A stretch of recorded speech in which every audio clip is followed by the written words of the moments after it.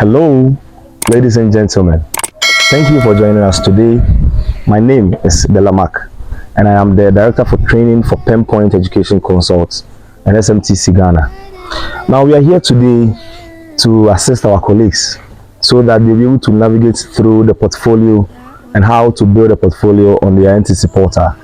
Now, join me on this journey as we embark on the major features of the portfolio and how you'll be able to upload your documents and the necessary documents you need to upload as well. Now, most people are seeing this to be a burden, but the fact is, it is not so burdensome as people see it. Now, what is a portfolio? Now, a portfolio is just a regular compilation of your work that represents your efforts, your progress, the activity that you are undertaking, the endeavors, and also your achievements as well. So what are you achieving? What are you doing in the classroom? So everything that you are doing in the classroom is what we are asking you to put together to show the evidence of the work that you are doing. All right. Now, for the National Teaching Council, they have criteria and what they are expecting every teacher to put on their portal as a way of assessing them through their portfolio. Now, one of the major components of the portfolio is the lesson plan. Now, a lesson plan simply talks about a document that outlines the steps and the actions that you'll be taking as a teacher. Those steps are the intended actions you want to take so that you'll be able to deliver your lesson, or you'll be able to show what learners must be able to achieve within a period, a stipulated period of time. So if that's the case, every teacher needs to plan ahead before he or she enters into the classroom. So before you go to the classroom, what do you have to do? That's what lesson plan is about. Now, with NTC portfolio, they are expecting you to upload 45 lessons that you have taught for the academic year. So for the entire academic year, 45 lessons. Now, this is it. For every term, you are expected to upload 15 lessons for each term. Not 15 lesson plans like the document that you have prepared for the week, but rather for a particular lesson that you are supposed to teach in the class. So for the first lesson that you go to teach in this week, that is one lesson plan. The second lesson that you go to teach in another class, that's another lesson plan. So you're supposed to provide 15 of this lesson plan per lesson on the portfolio each term. And when you do that for the 3 successive terms, you are going to end up compiling 45 lessons that you have taught for the academic year.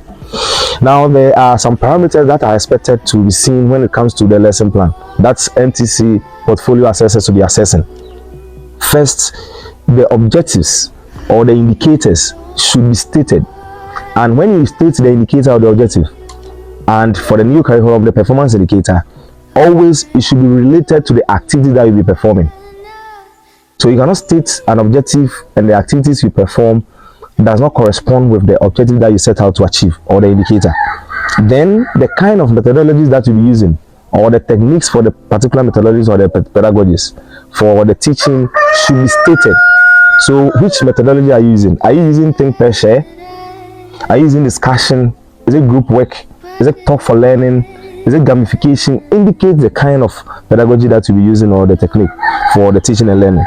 Now, another parameter expected of a good lesson plan on the portfolio is that the presentation of a lesson should be sequential, where you arrange step by step. So you cannot start a lesson from the disadvantages and move on to the meaning of the particular term before you go to the advantages or the characteristics, but rather it should be from the definition, then you move on to the characteristics, then you move to the advantages and disadvantages in that order. So you should see, or whenever an assessor is assessing your lesson plan on the portfolio, you are supposed to present it in a sequential order.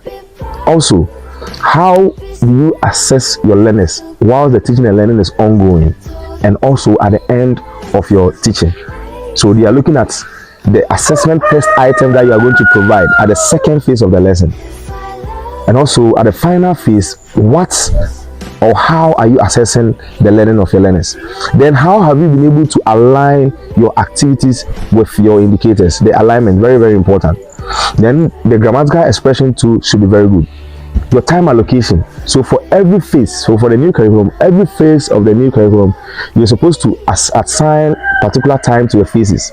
So if it's a 40-minute lesson that you're delivering or 50 minutes lesson, the 5 minutes should be for the first phase. Now, at least 2/3 of the time, the entire period that you'll be using should cater for the second phase. That is where the new learning is done. So you have to make sure you allocate on the lesson plan the time that you are going to spend for the first phase, the time for the second phase, and the time for the third phase.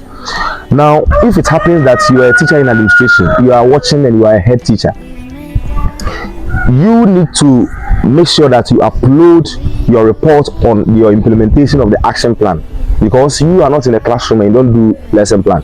So the action plan that you prepared for the term, what or how did it go? So you provide a report on the how you implemented your action plan. Now, another important component is the reflective practice, where teachers are expected, after teaching and learning, go over all what they have taught and they reflect upon it to see their weaknesses, their strengths, so as to know what to do next time when they go to the classroom. So with a reflective practice, you pick your lesson plan, then you consider some important features. Now you ask yourself, with this particular lesson, what mode of assessment did I use? Did I use all the 3 modes, and how did I use it? How effective were the 3 modes of assessment that I used? Now, if it is about the pedagogy that you used to, you ask yourself, now with the pedagogy that I used, how effective was it? Was it effective? Were my learners able to use or get the proper understanding of what I wanted them to have? You ask yourself. So you reflect on all these, your question distribution in the classroom. How were you able to distribute the questions? So the lesson that you have uploaded on the platform, you pick one of those lesson plans, then you reflect on it. So at least you should have about 3 lessons that you do a reflective practice on those lesson plans, and you show some of the things that you felt you did well and you did not do well, and what you need to do next time to improve upon whatever you're supposed to do. Now, another section is also very important, is evidence of the work that you do. Now, we are assessed through what we give to our learners that we term exercises. So at the end of your lesson, the exercise that you give to your learners, you are supposed to score them and you grade them. So for every term, they are expecting that you provide 5 exercises for the term. So for all the 3 terms or the full academic year, you're supposed to provide 15 exercises for the full academic year. All right, if that's the case, how is it supposed to be?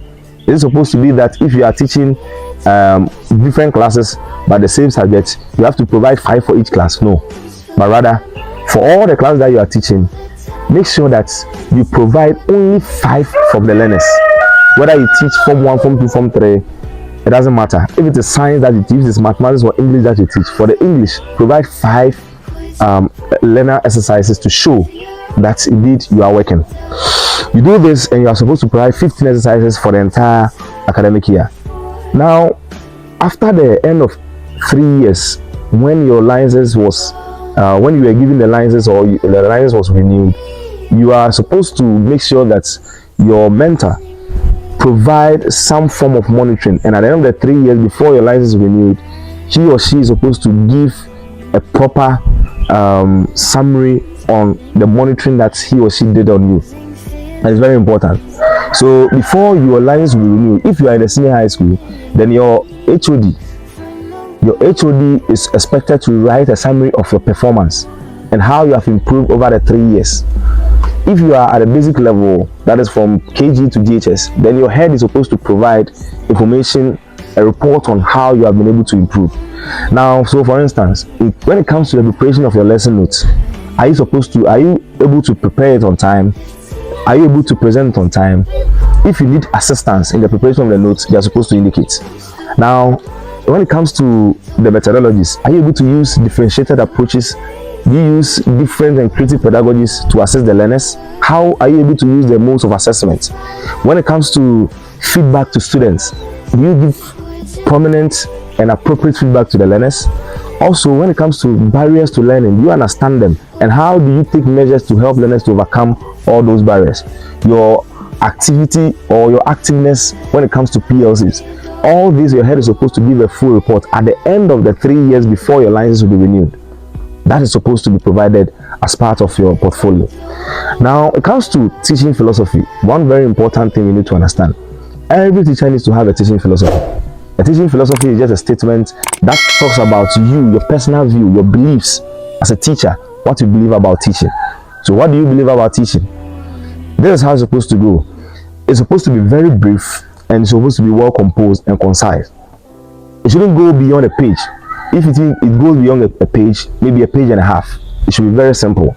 Now, you are supposed to put it in a narrative form, and it's supposed to use the first person pronoun, that is me and I. So the components are this. These are the things that you are supposed to include in your teaching philosophy. First, your personal information, that is your name, then your license number, the district that you teach in, or the municipal, and also the school that you teach in. Then you give an introduction. Why do you think it's important to have a teaching philosophy? Then you as a teacher, what are your goals? What are your expectations when you teach learners? What do you expect them to take out of the classroom? Then who are your students? What is their socioeconomic background? You have to know your learners, the kind of learning that you are teaching. Then also the techniques that you use mostly. Whether it's a teacher-centered or a learner-centered, you have to provide those techniques as well. Then the assessment practices that you'll be using. When it comes to the various modes of assessment, what are some of the techniques that you decide to use? And how do you intend to improve upon yourself as a professional? Very important. So you are supposed to make sure that you write a nice teaching practice that covers that. So anytime you want to refer to yourself, you either use I or me as a first person pronoun, because it's supposed to be a statement that shows that you, the person who has written it, it is original and it belongs to you. Now, it is not the same at all level, because a teacher at the preschool would definitely not be able to write, or that teacher will not write the same content as a teacher at the senior high school, or a teacher at the primary school will not write the same thing as a teacher who is also teaching at the senior high school or the junior high school. And if you're a science teacher, your philosophy will not be the same as the English teacher, because they are different subjects and they are different dynamics. So you put that into consideration. Now, if you move from primary to VHS, understand that the philosophy is supposed to be provided on yearly basis. So it is not a one-time fix or philosophy that you provide, but when you move from one level to another, you have to indicate that level too as well. All right. Now, the next important thing is about the scheme of learning. When you have your yearly scheme of learning, you are expected to upload at the column which they have indicated alignment of indicators to the curricular indicators. That is where you are supposed to upload your yearly scheme of learning or work. Then, when you are expected to upload the termly scheme of learning, that's the weekly forecast, your termly scheme of learning, that one you will see a column, or you see a hyperlink that you have indicated alignment of core competencies to curricular content. That is where you upload your termly scheme of learning as well. Also, you are supposed to provide your participation on co-curricular activities. You write a report on how you involve yourself in co-curricular activities. For instance, when it comes to sports, when it comes to drama, culture, if it's a field trip, if it is gardening, do you involve yourself? Now, usually, if you are supposed to do this, then you write a nice report on an activity that you were engaged in. Then you show pictorial evidence of you being involved in that activity. Don't take pictures of those who are performing the activity and leave yourself out, because the only way that you are part of the activity is when you can be seen in the photos. Now, if you are an administrator, you're very skeptical about this, because nowadays people, because of the Data Protection Act, if you don't take care and just bring people's pictures out, you may end up getting sued. So you make sure that the administrators takes consent from parents before they take pictures of their walls. When their walls are involved in co-curricular activities, and teachers are also part to take some pictures. Another important thing is also the report on core competencies from your mentor. So you have to show evidence of your participation in school-based activities, and that one, your mentor has to provide a report on the core competencies. That is, the mentor is supposed to help you if it is your HOD. So at the senior high school level, the HOD is your direct mentor. At the junior high school level, the senior, that is the head teacher, is your mentor. Now, he or she is supposed to write a brief report on how you, the teacher, use the 21st century skills to help improve the school community. So how are you able to communicate and collaborate? How are you able to think critically and come together with others to solve problems? Your leadership skills, your personal development, how has it helped to improve upon the standards of the school? Very important. Then another thing is minutes of formal meetings that you attend. So whenever you attend a departmental meeting, if it is a staff meeting, you have to make sure that you upload a document that shows that you are part of that meeting. So attendance has to be taken for that particular meeting that you attend. And when the attendance is taken, it's very important that you append your signature to your name so that you'll be able to upload that to at the column indicated for minutes of formal meeting attended. Then you are supposed to provide evidence of in-service training that you have attended or continuous professional development. Now here we are talking about evidence of all the PLCs that you have involved yourself in, and the most important document that can help you here is the training logbook. So the training logbook is very important for you to use in this section.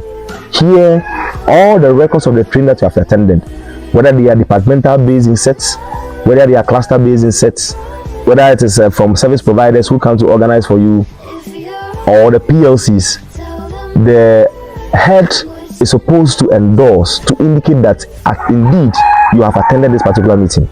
And you can take short pictures of the trainings that you have attended from the logbook. Whenever you are building your portfolio within that stipulated time, the training that you attended within that time, you can take shots of it and you upload it, pictures of it and you upload it. If there are minutes that you wrote for those trainings too, you can upload those minutes too as well, so that you provide as evidence of the in-service training that you have attended. Then headmasters are also expected to provide some kind of recommendation. Now they are supposed to quantify your notable traits, some of the things that they have seen about you that is good when it comes to involvement in school activities, whether both curricular or co-curricular activities, whether in the classroom or outside of the classroom, how you are able to use your contact hours, when it comes to your attendance and your overall attitude in the school, your involvement when there's other activities like drama, musical competitions and other stuff, how you involve yourself. Your headmaster is supposed to give a proper recommendation on that. So based on the activities that you perform in the school, you're supposed to provide that. Then your mentor, who is your HOD at the senior high school or still your head at the basic school, he or she is supposed to provide a general overview of your strengths or your weaknesses and what you need to do to improve upon those weaknesses, or areas that he or she feels you need to improve upon. You can provide a general overview on that. Then still on the evidence of professional development, or now on the evidence of professional development, there is supposed to be a report on the core competencies. That is, you are supposed to write a brief report on any of the methods that you use to support learners to develop 21st century skills or the core competencies. So what are some of the methods that you have used in your classroom to help learners to develop 21st century skills? So it could be group work. So if you use group work, definitely learners will be developing communication and collaboration. Since they are going to communicate in the group, they are going to collaborate to work. Now when that happens, even in the presentation of their findings, learners are going to do some form of communication. And there's going to be personal development and leadership, because in the groups, you're going to select leaders to lead the groups. You're going to assign role to the learners, and in doing so, they develop attitudes of a quality leader. So what are some of the activities that you have involved learners? Some of the projects that you have involved learners in. Give a report on how you have been able to use different methods to support the learners to develop those core competencies or the 21st century skills. Then the recommendation for training. Now you are supposed to make recommendation for training that will help to sustain and enhance your skills. That is your 21st century skills, or that will help you to achieve the ones that you don't have yet. So what trainings do you expect, or what trainings do you want to be involved in going forward, so that NTC will help, or that one will help NTC to make an informed decision so as to know the kind of training that the service providers are supposed to organize. Then your collaboration in the school. You're supposed to give a write-up on collaboration. So how you have collaborated with other staff members, other colleagues to accomplish projects or tasks for the school. Very important. And also the use of ICT tools. How have you been able to incorporate the use of ICT tools in your teaching and learning? So it could be mobile phones of your colleague teachers. You can take it, give it to the learners, assign them to search something on the internet, and in doing so, you have used technology. It could be a projector that you project some videos or pictures, which you cannot bring the real object to the learners, but you can show them a video of a picture. All that, you need to upload pictures of yourself using those electronic devices or ICT tools to help to support learning.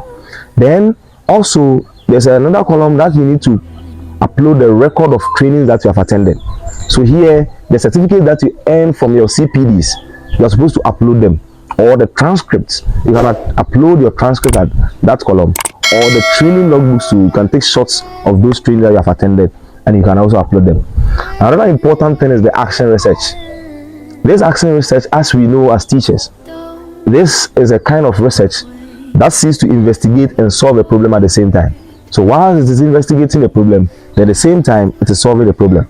Now this action research is not like the one we did in our universities where you need to review literature. You don't review literature, but it has some important guidelines that you need to follow.